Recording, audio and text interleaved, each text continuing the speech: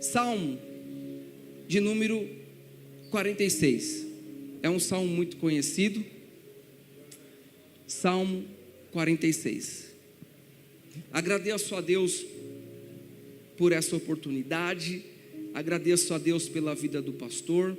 Que Deus abençoe a vida dele, continue dando saúde, abençoando a esposa, abençoando os filhos, neto, a família, o ministério, a casa, em nome do Senhor Jesus. Salmo de número 46, a Bíblia vai dizer assim: Deus é o nosso refúgio e a nossa fortaleza, auxílio bem presente na adversidade. Por isso não temeremos, ainda que a terra trema e os montes afundem no coração do mar, ainda que estrondem as suas águas turbulentas e os montes sejam sacudidos pela sua fúria.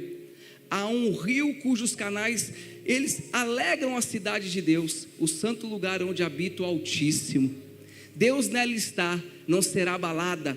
Deus vem em seu auxílio, ou em seu socorro, desde o romper da manhã. Nações se agitam, reinos se abalam, ele ergue a voz e a terra se derrete. Mas o Senhor dos exércitos está convosco, o Deus de Jacó é a nossa torre segura. Senhor, meu Deus e meu Pai Todo-Poderoso, eu te peço, usa a minha vida, tenha misericórdia de mim nesta hora, Pai. Eu não sei pregar, mas o Senhor, Pai, eu te peço, me usa como teu instrumento nesta hora. Nós repreendemos todo tipo de impedimento agora, que caia por terra em nome de Jesus. Todo bloqueio na mente vai saindo agora, que possamos não perder nada do que o Senhor tem para falar conosco através da palavra nesta hora. Fale conosco, Deus, em nome de Jesus. Amém e amém. Pode se assentar, por gentileza. Igreja, olha só, o Senhor é o seu refúgio, o Senhor é o seu socorro, o Senhor é o seu auxílio, o Senhor é aquele que nos guarda, nos protege e nos guia. Refúgio é um abrigo, é um lugar de proteção, é um lugar de amparo. A Bíblia, ela vai dizer no Salmo de número 91, no versículo de número 1 e de número 2, para completar esse texto: aquele que habita no esconderijo do Altíssimo, à sombra do Onipotente descansará.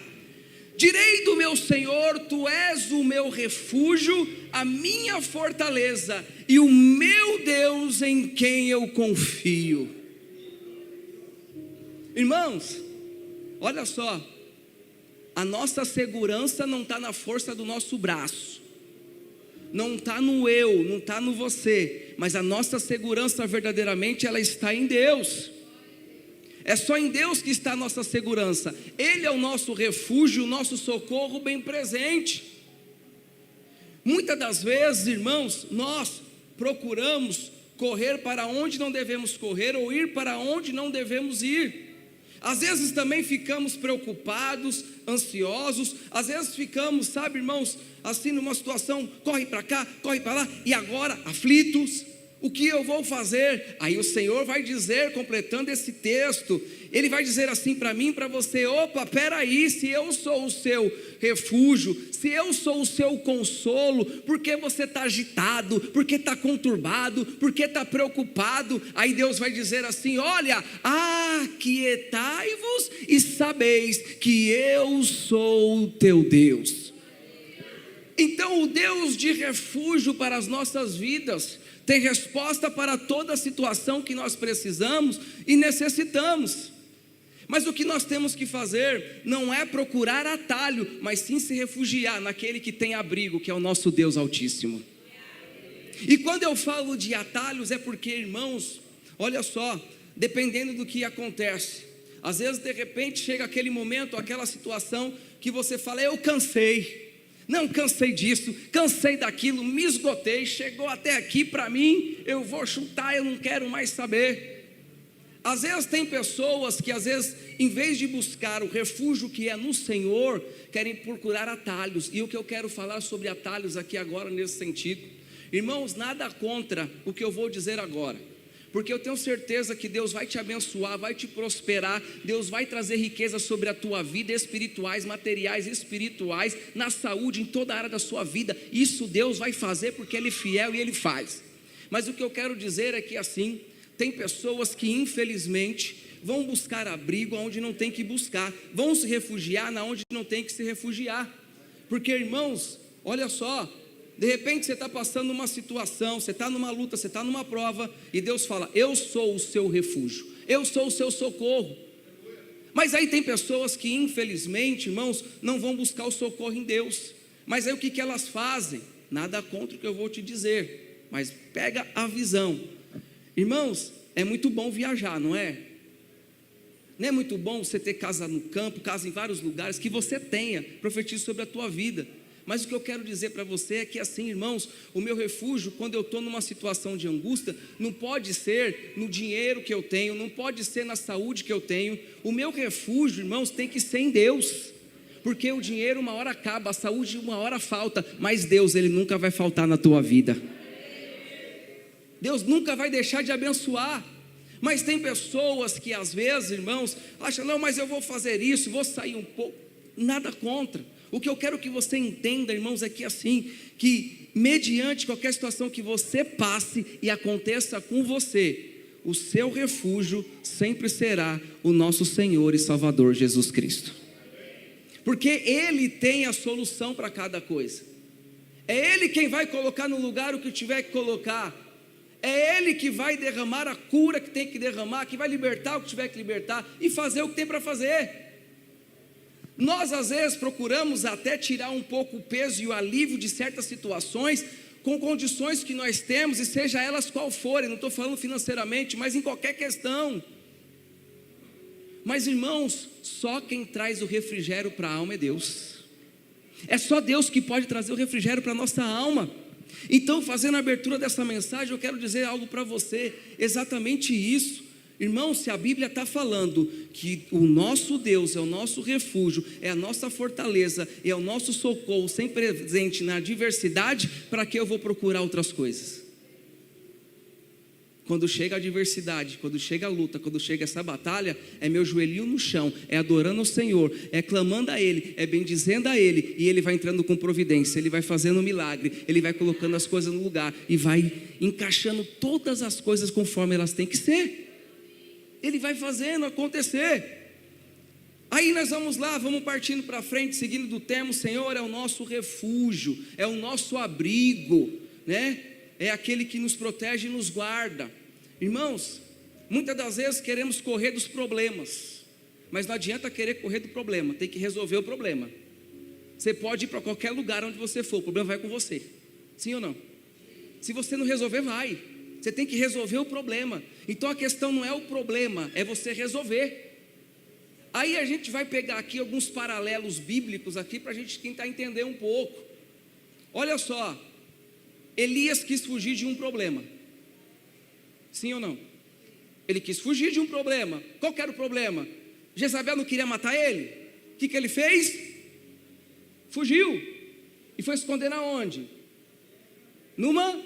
Pode falar, numa caverna. Só que antes disso, o que ele fez também? Ele senta debaixo do ar e fala: Senhor, não quero mais saber, tira a minha vida, não quero mais saber de nada, acabou. Ou seja, ele mesmo estava falando para Deus: eu não quero mais fazer nada, eu não quero mais nada. Ou seja, o refúgio era Deus, mas ele queria fugir e correr daquilo que Deus tinha para ele. Irmãos, olha só, a caverna não era o refúgio de Elias, a caverna não era o refúgio dele. A caverna foi um lugar onde ele foi tentar se esconder, foi tentar fugir e sair de todos os problemas e fugir da realidade da vida. Não adianta a gente querer correr para uma caverna e fugir da realidade da vida. A realidade da vida tem que enfrentar e encarar de frente. Enfrentar de frente, enfrentar de frente. Não é correr.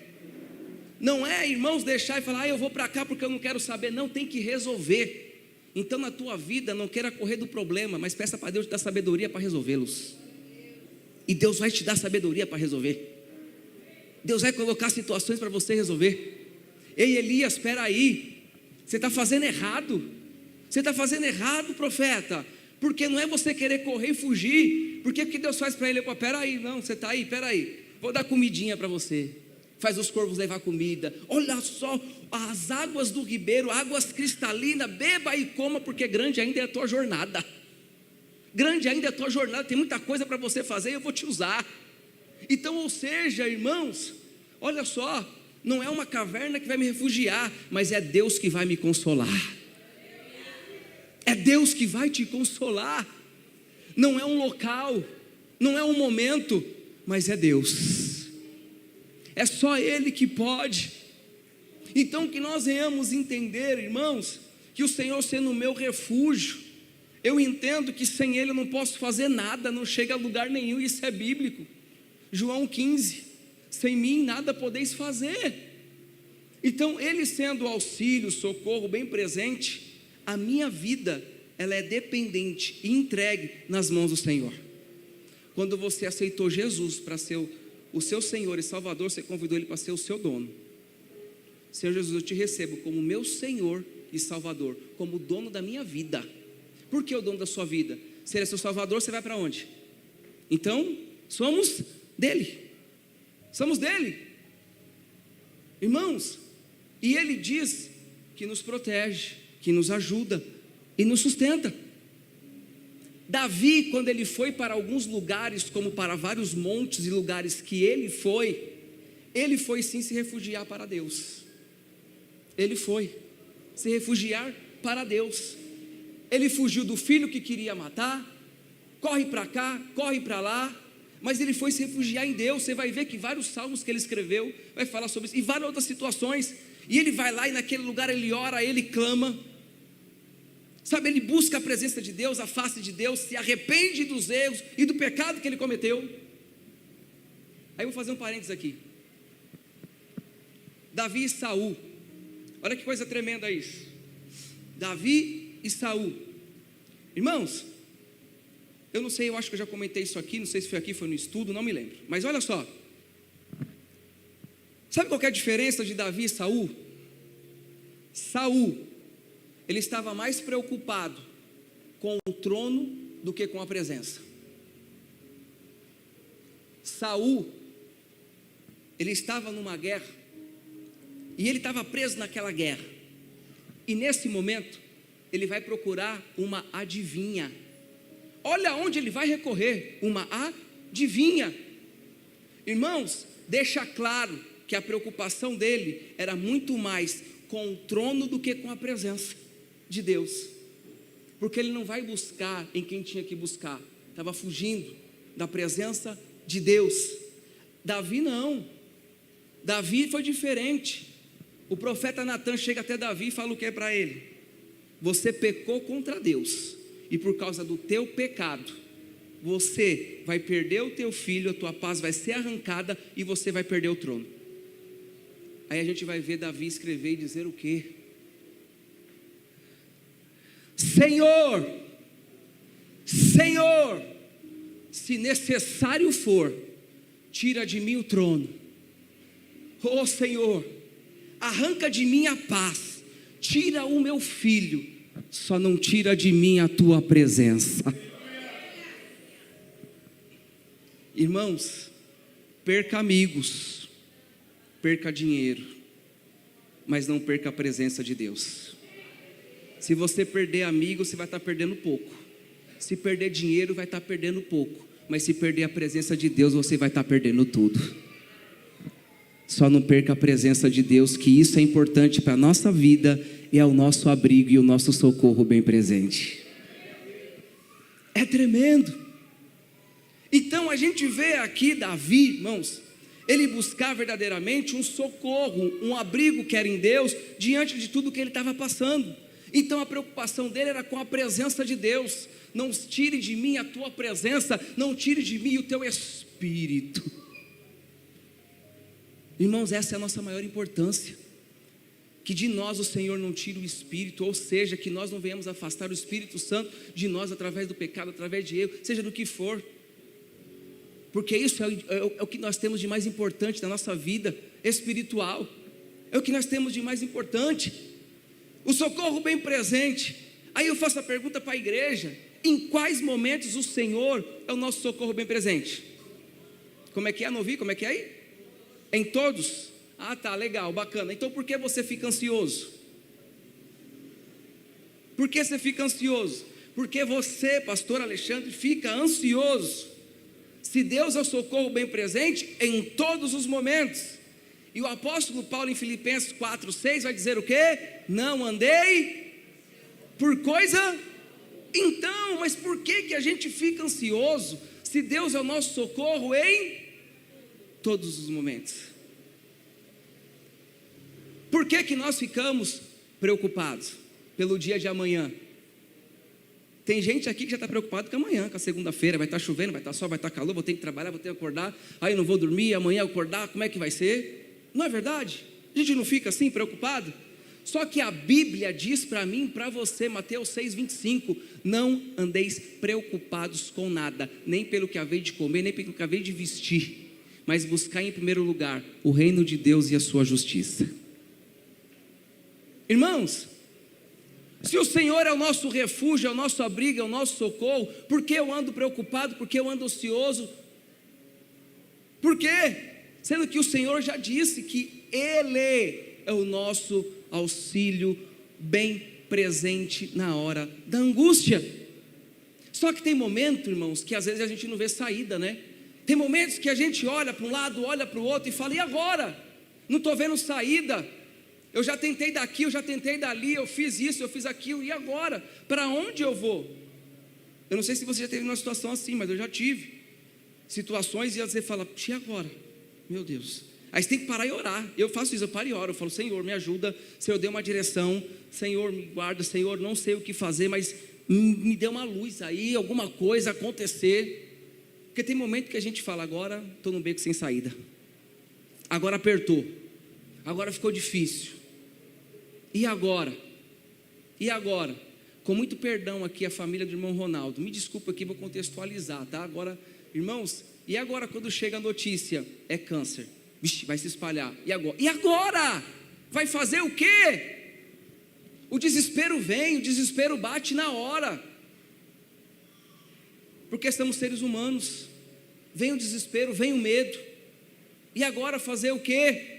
Aí a gente vai na palavra: estou sem saída, chegou o exame, e o que eu vou fazer? Salmo 121, eleva os meus olhos para os montes, de onde me virá o socorro? O meu socorro vem do Senhor que fez os céus e a terra. É isso, é isso, irmãos. O que nós temos que entender é que o nosso socorro daquilo que nós precisamos, seja o que for, vem do Senhor que fez os céus e a terra. Se o Senhor não nos socorrer, não entrar com providência, não mudar diagnóstico, irmãos, não há médico que faça. Não há médico que faça, porque o médico é limitado, mas Deus não. Deus é o Deus de milagre, poderoso para fazer infinitamente mais daquilo que pensamos ou imaginamos. É dessa maneira que Ele faz. Quando chega a questão de enfermidade, eu creio, assim como foi testemunhado, Deus tem provisão de cura. Deus tem provisão de cura, sim. Irmãos, eu vou falar para vocês, olha só. A Bíblia, ela nos garante muitas e muitas coisas. As promessas que Deus fez, que foram cumpridas, os milagres que Deus vai fazer na nossa vida, as curas que Deus vai derramar, que já fez, vai continuar fazendo. Quando a gente vai ler aqui, a gente pode citar aqui, eu falar para vocês 5, 10, 15, 20, 30 versículos de cura para vocês aqui, irmãos. Mas não adianta falar e citar, por mais que a Bíblia diz, né, Salmo 119, verso 11, né, escondi a tua palavra no meu coração para não pecar contra ti. Mas o que eu quero dizer para você é que assim, irmãos, nós não tem que apenas que estar no nosso coração, temos que praticar o que diz a palavra. E praticar o que diz a palavra é ter fé. É ter fé. É confiar. Então você tem que colocar em ação aquilo que você está lendo, aquilo que você está ouvindo, coloca em ação. O que o apóstolo Tiago, capítulo 5, verso de número 15, ele vai dizer que a oração da fé salvará o doente e o Senhor o levantará. Está enfermo? Ora com fé. Peça para o Senhor. O Senhor, sendo nosso refúgio, nosso abrigo, entra com providência. Deus tem providência de cura para você nessa noite, em nome de Jesus. Isaías 53:4. Verdadeiramente Ele tomou sobre si as nossas dores, as nossas enfermidades Ele levou sobre si. Não há enfermidade que Ele não tenha levado, não há enfermidade que Ele não possa curar, não há nada que Ele não possa fazer. Pelo contrário, tudo Ele pode, porque tudo é possível para aquele que crê. Se você crê, é possível. Se você crê, vai acontecer. Olha só, foi testemunhado um milagre. E é assim que Deus Ele faz. Por quê? Quando recebemos um milagre da parte de Deus, sabe o que Deus Ele faz? Ele opera mesmo, Ele faz o milagre para que o nome dEle seja glorificado, para que o nome dEle seja exaltado, para que as pessoas possam ouvir que o nosso Deus é o mesmo ontem, hoje e será eternamente. Que Deus, não é que Ele não fazia, às vezes a gente fala, Deus fazia milagre. Fazia sim, mas Ele faz no dia de hoje também. Ele faz também. Cegos enxergam hoje sim se a gente orar. Paralíticos andam sim se nós orarmos. Pessoas que não falam, nós vamos orar, elas vão falar, vão ouvir, porque esse poder, essa autoridade está em mim, está em você, e Deus já determinou em nome de Jesus. Deus determinou e Ele falou, mas recebereis poder, ou a virtude do Espírito Santo, que há de vir sobre vós, e vocês serão minhas o quê? Testemunha do quê? Do que viu, do que viveu e do que está acontecendo. O que você tem testemunhado na tua vida. Os irmãos aqui testemunharam um milagre. Aí olha só aqui um texto que vai falar sobre isso. Em João capítulo 9, os discípulos e Jesus vai caminhando. E quando eles vão caminhando, olha o que vai acontecer. Tem um homem cego há 38 anos. E esse homem que estava cego ali, Jesus, ele está caminhando, está andando. Aí os discípulos vão questionar ele. Mas mestre, o que aconteceu com este homem? Por que este homem nasceste cego desta maneira? Será que foi os pais deles que pecaram para que este nascesse cego? Jesus vai falar o que para ele? Nem este, nem os seus, mas é para o quê? Irmãos, olha só, tem enfermidades que Deus opera o milagre para que as pessoas possam testemunhar a glória de Deus na vida das pessoas. É o que Deus fez, não foi o que Jesus fez? Jesus cura aquele homem. Jesus põe um lodo ali no olho do homem. Quando pôs o olho já derramou a cura. Falou, só vai lavar para você voltar a enxergar. Vai no tanque de Siloé, vai lá e lave-se. Agora a pergunta que eu me faço, você já pensou se aquele homem falasse assim, Jesus colocou um barro no meu olho, eu vou lá? Porque Jesus podia falar, como falou para Bartimeu, veja, o que quer que eu te faça? Eu quero ver, então veja. Por que com um ele coloca lodo, o outro ele fala veja, com o outro ele chega e fala levanta e anda? Sabe por quê, irmãos? Olha só, o meio de Jesus trabalhar com cada pessoa é diferente. Mas uma coisa é certa, independente do meio que ele trabalha e faz o mesmo milagre que opera na vida do outro. Ele faz. Então, ou seja, o milagre é o mesmo, mas de forma diferente. Aquele homem não foi testemunhar? O que falaram daquele homem? Aí vamos lá, é que eu vou lembrando aqui, vou falando, meu Deus. Aí o que falar? Atos capítulo 3, do paralítico na porta do templo. No culto de tarde da bênção, hein? As irmãs da tarde da bênção, aí Deus opera milagre na tarde da bênção também, viu? Às 3 horas da tarde, no culto da tarde da bênção, lá no templo. Quando chega lá Pedro e João, vê aquele homem lá sentado. Aí sabe o que eu me pego nesse texto, quando eu sempre falo, igreja? É que assim, olha só, para nós o milagre não pode ser surpresa, viu? O milagre não pode ser surpresa. O paralítico que não andava hoje está andando, a gente dá glória a Deus porque sabe que Deus faz. Não vamos ficar assustados. Nossa, ele está andando. Porque tem gente que fica surpreso dele estar andando, não surpreso com o milagre. Irmãos, nós sabemos que Deus faz milagre. nós sabemos que Deus faz milagre. Então não adianta eu falei ao contrário, não adianta a gente querer ficar surpreso com o milagre, porque quando aquele homem, eu vou contextualizar, aí ele entra para a igreja, né? A Bíblia vai dizer assim, ó, eu sei que você sabe, mas para os irmãos que não lembram, aquele homem estava assim, né? Levantou, Pedro e João tomam ele pela mão, porque o homem não ia conseguir levantar sozinho andando, que até então levanta e anda. Aí ele vai, os tornozelos, a Bíblia vai dizer que começam, não sei como ele estava, se firmar, o homem fica de pé, pegam ele pela mão, colocam ele de pé. Quando o homem só faz assim, ó, eita glória! Aquele homem está para dentro da igreja e começa a fazer o quê? Glória a Deus! Glória a Deus! Ele começa a glorificar o milagre que ele tinha recebido.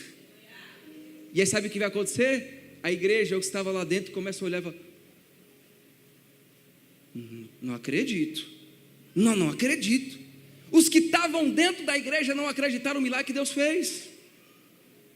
Irmãos, a gente vive todo dia um milagre que Deus faz na nossa vida. Todo dia a gente vive o milagre de Deus. Todo dia nós vivemos o milagre que Deus faz na nossa vida. Irmãos, Jesus quando chega dentro quando ele vai entrar naqueles pavilhões, João capítulo 5, ele entra dentro dos pavilhões, aonde tem aquele tanque. Irmãos, as pessoas que estavam ali, a Bíblia vai dizer, mancos, aleijados, surdos, cegos, enfim, de todo tipo de enfermidade, você podia imaginar, tinha naquele lugar. O tanque de Betesda, em hebraico chamado Betesda. Irmãos, o que eles ficavam esperando ali? A oportunidade. Entenda isso. Eles estavam esperando a oportunidade. Por que a oportunidade? De vez em quando o anjo descia, agitava a água, e o primeiro que entrasse lá seria curado. Então todo mundo que estava ali estava esperando apenas uma oportunidade.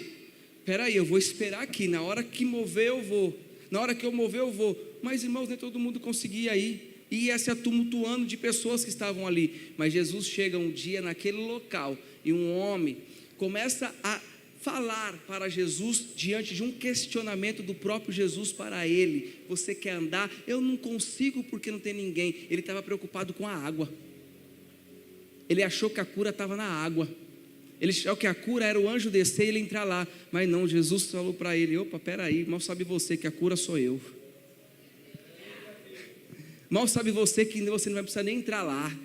Mal sabe você que agora o seu sofrimento acabou. Olha o que Deus está falando para você, igreja. O seu sofrimento acabou, a tua oportunidade chegou, e o teu milagre vai chegar em nome do Senhor Jesus. Vai chegar em nome do Senhor Jesus. Ei, pega a tua cama, levanta e anda. Ei, igreja do Senhor, olha o que Deus está falando. A oportunidade está aí. Vamos abraçar. Deus está dando mais uma chance para mim e para você. Talvez uma chance igual a essa e você não tenhamos mais. Por mais que as pessoas podem querer nos desanimar, falar não tem mais jeito, agora já era, não dá mais, continua perseverando. Porque sabe o que Deus está falando para você hoje, nessa noite? Se você crer, você vai ver a glória de Deus. Se você crer, você vai ver a glória de Deus. Foi o que Jesus falou para Jairo: só creia e você vai ver a glória de Deus. Irmãos, tem momento que a situação é real, como foi para Jairo. A filha morreu, mas Jesus está do meu lado. Mas e agora? Peraí, imagina o Jairo olhando: mas você está indo comigo? Ela dizia: opa, calmou. Se creres, verá a glória de Deus. Sabe quando chega a notícia ruim? Sabe quando chega o telefonema? Sabe quando chega o resultado do exame? É aí que você tem que dizer: o Senhor é o meu socorro bem presente na hora da angústia. Ele é o meu abrigo, Ele é o meu protetor. É Ele. Então quando chega, sabe, a notícia ruim, quando chega a situação, o resultado, é aí que você crê, é aí que você clama. É aí que Deus, Ele te diz: pode crer, pode confiar, pode acreditar, pode ter fé, como você quiser receber nesta hora, meus irmãos e minhas irmãs, mas você vai ver o milagre que Deus vai fazer na tua vida. É sobrenatural, e Deus ele faz acontecer. A enfermidade não tem o poder, irmãos, de nos derrubar, se Deus não quiser que aconteça o que tiver que acontecer, porque tudo está no controle de Deus. Tudo está no controle de Deus. Deus tem o controle de todas as coisas nas suas mãos. Ele tem o controle. Ele supre a necessidade quando a gente precisa. Ele supre, acabei de dizer agora, o apóstolo Paulo dizendo que o Senhor vai suprir a tua necessidade em glória por Cristo Jesus. Deus, até falei isso um pouco de manhã, mas não explanei não, que não foi eu que preguei, mas irmãos, o nosso Deus é o Deus da multiplicação. E a Bíblia fala isso, né? A Bíblia diz sobre isso. Olha o que a Bíblia diz. 2 Reis capítulo 4, segura um pouco. Eliseu e a viúva. Eliseu e a viúva. 2 Reis capítulo 4. Mas olha que algo interessante sobre isso. O Deus da provisão, da necessidade da nossa vida. Olha só. Deus, Ele não trabalha com o que falta, mas Ele trabalha com o que você tem. Ele não trabalha com o que falta, trabalha com o que você tem. Jesus não perguntou para os discípulos quantos pães faltava, mas quantos pães tinha. Quantos pães? Tem. Não é quanto faltava. Sabe por quê? Porque o multiplicar de Deus é numa medida recalcada, sacudida e transbordante que ninguém entende. Que ninguém entende. Deu para todo mundo e ainda sobrou. Eita! Então não era o quanto faltava, era quantos tem. Porque independente de quantas pessoas tinha, ia multiplicar. Esse é o Deus da multiplicação. A viúva chega para questionar o que para Eliseu? Ei Eliseu, peraí, o meu marido, o teu servo, que era teu discípulo, morreu. Eu estou aqui, não tenho condições de sustentar. Vou ter que dar os meus 2 filhos como escravo para pagar a dívida que eu estou devendo. E agora? Vai fazer o que por mim? Vai fazer o que por mim? O que você tem aí? Ela falou o quê? Uma botija, não foi isso? Apenas uma botija de azeite. Irmãos, olha só, isso aqui é algo maravilhoso, tremendo. Quando ela fala, eu tenho apenas uma, ele fala, então você vai pedir emprestadas, e não poucas, mas muitas. Sabe, eu entendo algumas coisas nesse texto, e uma delas nesse ponto é que assim, grande seria o milagre, porque eram muitas vasilhas. Agora eu pergunto para os irmãos, as vasilhas eram vazias ou cheias, de fora para dentro? Vazia, né? Veio vazia. O que ela tinha era apenas uma. Será que daria para encher todas aquelas que pegou? Era muitas, não fala a quantidade, mas era muitas mesmo, né? Então agora me pergunto eu, peraí, o que estava dentro encheu as que veio de fora. Então o que multiplicou era o que estava dentro e não o que veio de fora. Você entende que Deus trabalha com o que tem, ou com o pouco que você tem? Então valoriza o que você tem, porque Deus vai multiplicar em nome de Jesus. Deus vai multiplicar em nome de Jesus. Valoriza o que você tem, pode ser pouco, mas eu creio no Deus da multiplicação, num Deus que multiplica, num Deus que faz, irmãos, com muito respeito ao Senhor, mas do nada para nós se tornar um tudo.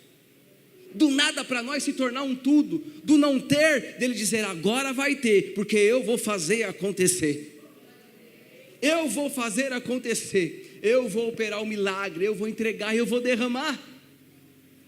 Então, irmãos, o que nós temos que entender é que Deus é o refúgio, o socorro em todo momento da nossa vida. Se você está passando uma situação na tua casa, com o teu esposo, com a tua esposa, com teus filhos, tenha certeza que nessa noite que o Deus de refúgio, de socorro, está entrando com providência. Ele está cuidando dos seus. Ele está cuidando dos seus filhos, está cuidando do teu pai, da tua mãe, dos teus irmãos. Ele está cuidando dos seus. Eu creio num Deus que o apóstolo Paulo falou assim, em 1 Timóteo capítulo 5, verso de número 8, mas se alguém não tem cuidado dos seus, principalmente da sua família, da sua casa, é pior do que o infiel e negou a fé. Ou seja, a minha responsabilidade como servo de Deus, como cristão, a sua como servo de Deus, como cristão, é cuidar da tua casa e da tua família. Valoriza a família que Deus te deu. Valoriza a esposa, valoriza o esposo. Valoriza o filho. Valoriza. Tem muita gente clamando para ter um esposo, muita gente clamando para ter uma esposa, muita gente clamando para não ter um filho, e muita gente reclamando porque tem filho. Não é assim? Mas irmãos, só que a Bíblia vai dizer, Mateus capítulo 12, verso de número 25, toda a casa ou todo o reino dividido contra si mesmo, ele não... Como é que está a tua casa? Como é que está a tua casa? Como é que está a tua família? O Senhor sendo o refúgio e o abrigo, recorremos a Ele, quando se porventura em algum momento a casa estiver dividida e rachada, porque se estiver dividida e rachada não vai prosperar, não vai crescer, não vai adiantar, as coisas não vai andar.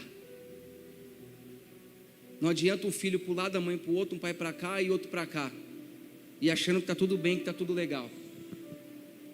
Busca socorro em Deus, busca ajuda em Deus, busca ajuda em Deus.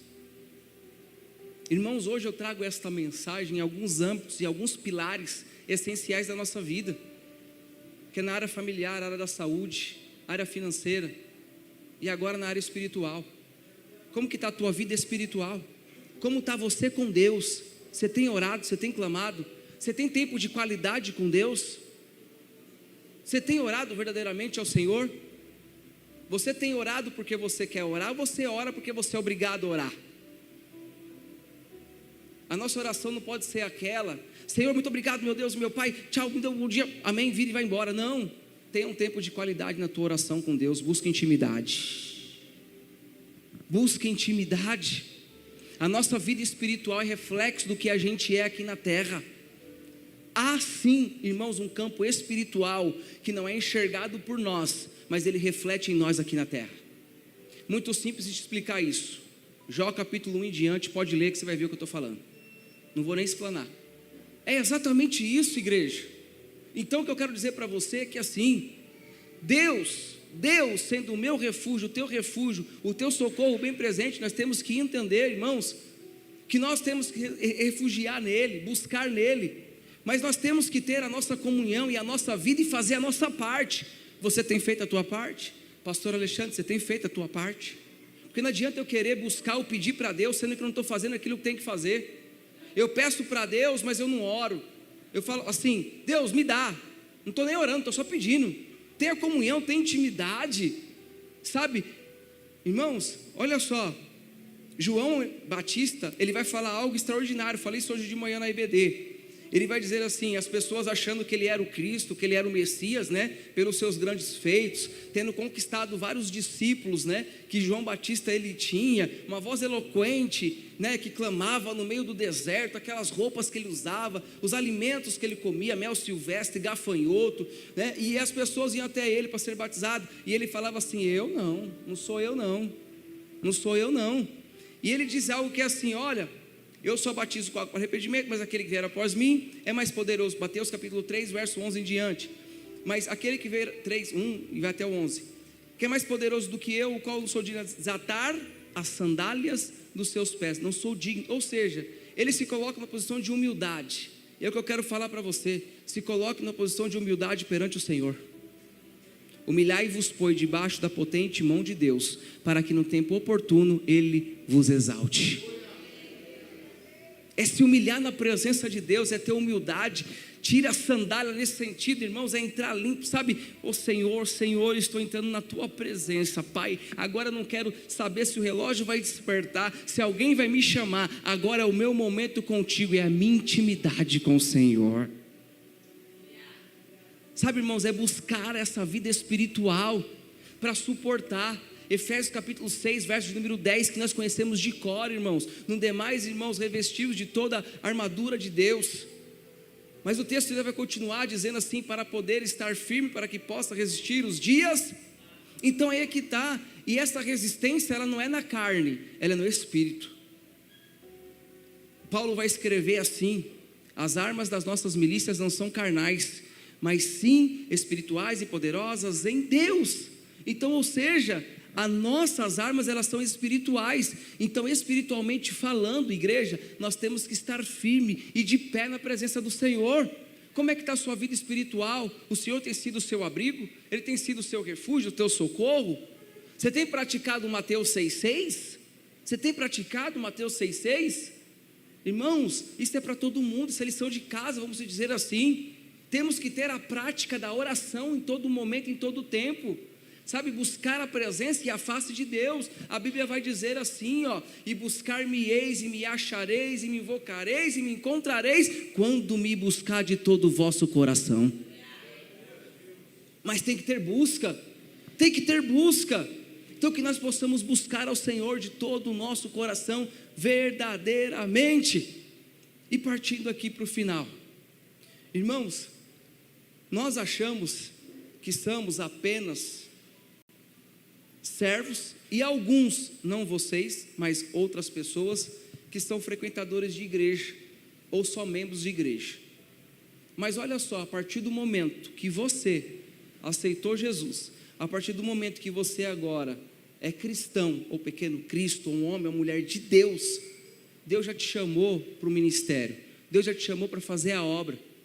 Se você for ver o que diz em Marcos capítulo 16, verso de número 15, a Bíblia vai dizer: portanto, ide e...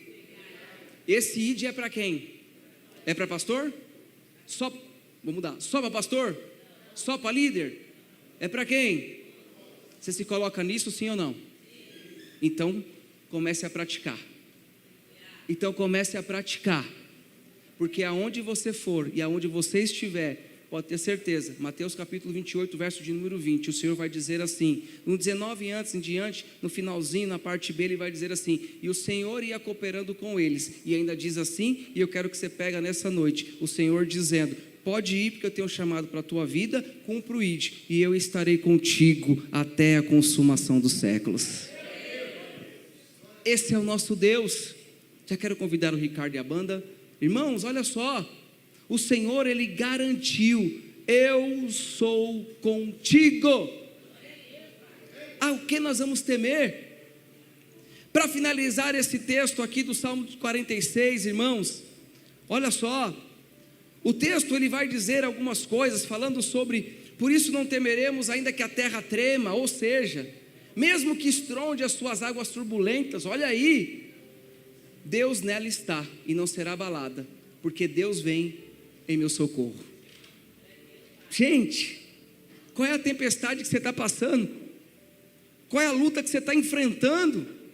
Por mais, irmãos, que balance o barco da tua vida, o Senhor vem para te socorrer, Ele vem para te ajudar, Ele vem para te auxiliar. O Senhor não vai deixar você afundar. Pedro, quando começa a afundar, ele pede socorro. Ele não pede socorro? Ele começa a andar, aí ele cai: socorro, Senhor. E aí, o que Jesus faz? Opa, peraí, vem aqui, segura na mão dele e coloca ele de pé. Assim será na tua vida. Quando você achar que está afundando, o Senhor vai estender as mãos, vai te pegar e vai te colocar de pé, vai te pôr de pé.